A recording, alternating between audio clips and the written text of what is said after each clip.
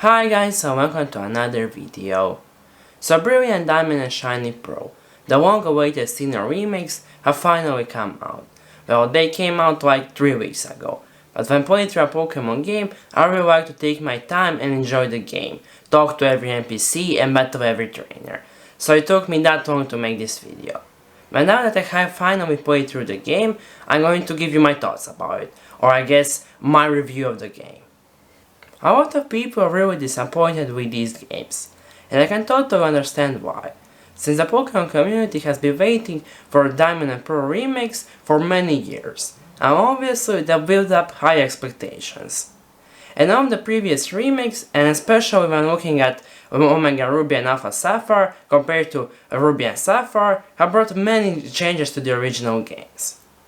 And I was also really disappointed when I heard that these games are going to be faithful remakes. But I tried to look at it like this.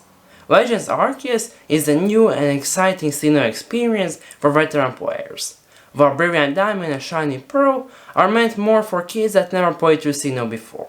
But can also be a pretty fun experience for veteran players too. But I also have to admit, there are a lot of things about these games that I don't really like. So in this video I'll talk about every major aspect of Brilliant Diamond and Shiny Pearl and give my thoughts about it. Talk about its positive sides and its negative sides. The graphics. The graphics are probably the thing that changed the most from the original games. And obviously now they look much better than they did 15 years ago, when the original games came out. And while I would have definitely preferred an art style more similar to Sword and Shield, for what these games are, I think the graphics are actually pretty good. I think the overworld looks great. It still has the same charm the overworld from Gen 4 had, but the better graphics definitely help you get more immersed in the game. And the battle sequences actually look pretty good too. They might even be better than in Sword and Shield. Because in Brilliant Diamond and Shiny Pearl, most of the time you enter a battle, you're actually still battling in the place you started the battle, or the place your character is at, and not just in a void. But by far the worst thing about the graphics of these games are the Chibi trainer models. And I don't dislike them just because they're Chibi. X and Y and Auras also had Chibi characters, but they looked much better. They felt like they had more personality. While the characters in BDSP just look like plastic dolls. They remind me of plastic dolls so much that it actually takes me out of the game. For example, any tension the final showdown against Team Galactic could possibly have gets broken by the fact that Cyrus looks completely ridiculous as a Chibi character. But the reason character models look like this is that BDSP essentially just upped the graphics from the original games.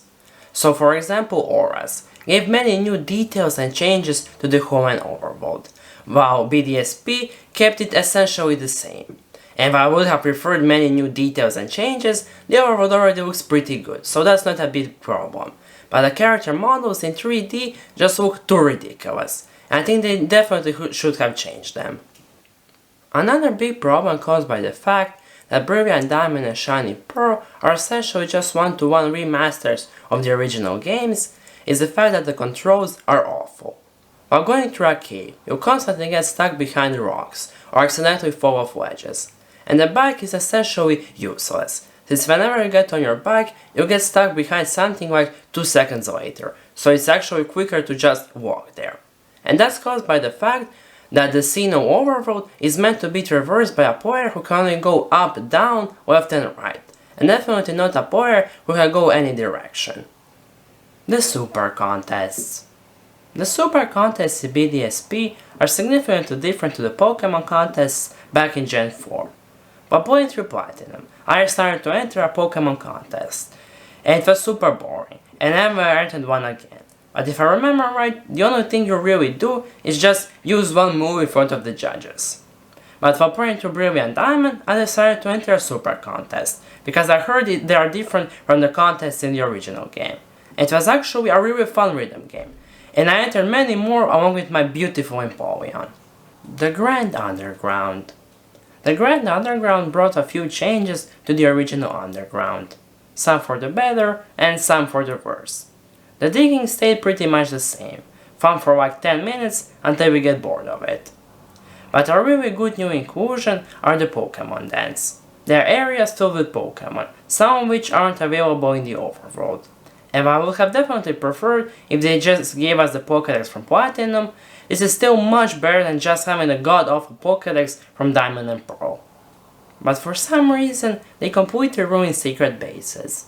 Well, to be clear, I never spent a lot of time on secret bases, but from what I've heard, in the original Underground, secret bases had a lot of different decorations and even some activities to do in them. But in the Grand Underground, secret bases are just empty rooms you can fill with statues. Brilliant Diamond and Shining Pearl also brought some quality of life changes to the original games. For example, you no longer have to teach HMs to your Pokemon, but instead you install them on your Pokédex, and when you need to use one, you just summon a wild Pokemon to use it for you. And I think that's a great way of making HMs not annoying, but still not completely removing them from the games. And I love the fact that for like more than half of the HMs, you summon either a Bidoof or a B-Barrel. And that's definitely a reference to the fact that almost everybody used them as HM used in the original games. And there should definitely be a heavy emphasis on some life changes, because for some reason, DMs are again one use only, which they haven't been since Gen 4. And I really don't understand why they did that, because it doesn't make the game easier or harder, and it's just annoying. Another quality of life change, that in reality is the exact opposite of that, is the EXP share. Or more specifically, the EXP share that covers the entire party. I have no problem with the EXP share, as long as it can be turned off, but for some reason, in these games it can't be turned off. I really don't understand why they just couldn't give us the option to turn it off, because we could back in Gens 6 and 7. So it really wouldn't take them that much effort to just put in an option to turn the experience share off. I understand you also couldn't turn it off in Sword and Shield, but because of that I used 9 members of my team, and I constantly swapped them out, so none of them got overleveled.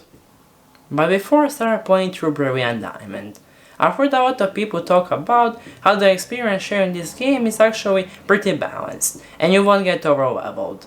So I trusted them, and only used 6 Pokemon on my team, and that was a horrible mistake. Everything was fine for the first few gyms, but by the time I got to Fantina, my Pokemon was 10 levels above hers, and I continued for the rest of the game. I would easily sweep any trainer, even the imported ones, like Barry, Cyrus, or any of the gym leaders. And I even continued to the Elite Four. I've heard a lot of people talk about how the Elite Four in these games were actually too hard, but for me, they were trivially easy. Both Aaron and Bertha took out only one of my Pokemon each, and while Flint's Drifloon was actually pretty tricky, Flint still only took out 2 of my Pokemon, and Lucian I believe also took out like 1 or 2 of my Pokemon. And I heard that they were actually pretty hard. They had good IVs, good movesets and good strategies, and we had also probably struggled with them if I wasn't so overleveled. But to be fair, I did actually struggle quite a bit with Cynthia. It took me like a dozen tries to beat her, but she still definitely wasn't harder than in Platinum. Especially considering that in Platinum, I spent hours grinding before battling her, but in Brilliant Diamond, I didn't spend a single second grinding through the entire game. But I think the reason I ended up overleveled, while many other players didn't, is that in Sinnoh, there are a lot of optional trainers. You have to go out of your way to battle, and most of the players don't do that, but I do. Following Pokemon. When I saw following Pokemon in a trailer for Brilliant Diamond and Shining Pearl, I was really excited. But it turns out they implemented it in the most horrible way possible. And there are 2 main reasons why following Pokemon in these games is so horrible.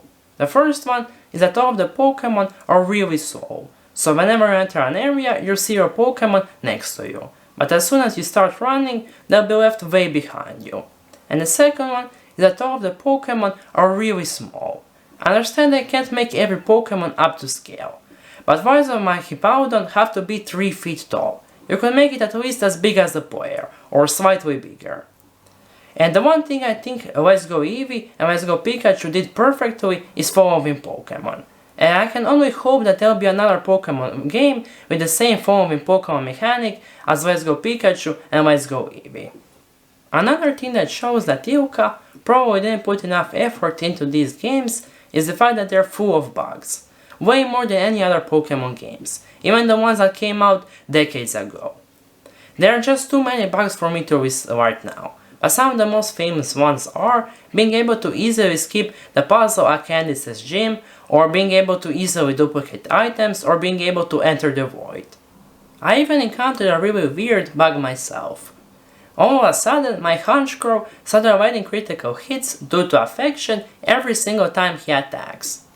And for the first few times, I thought I was just getting lucky. But after like 15 or 20 consecutive critical hits, I realized it was probably a glitch. So I saved my game, took out the game cartridge, put it back in, and the glitch stopped. The game's also shipped without a loading screen, so if you wanted to get one, you had to update the day 1 patch, which certainly isn't a good first impression. I know I've been pretty hard on these games, but in reality, they are pretty fun games. Probably because Diamond and Pearl are also pretty fun games, and Brilliant Diamond and Shiny Pearl are just their ports or remasters onto the Nintendo Switch. But if you played through Brilliant Diamond or Shiny Pearl, make sure to leave a comment below telling me what you thought about the game. Did you love it, hate it, or something in between, like I did? And if you enjoyed the video, make sure to click the like button, and if you want to see more of my videos, subscribe to my channel and click the bell button. And that's all I have to say for now, so I hope I'll see you again, and goodbye.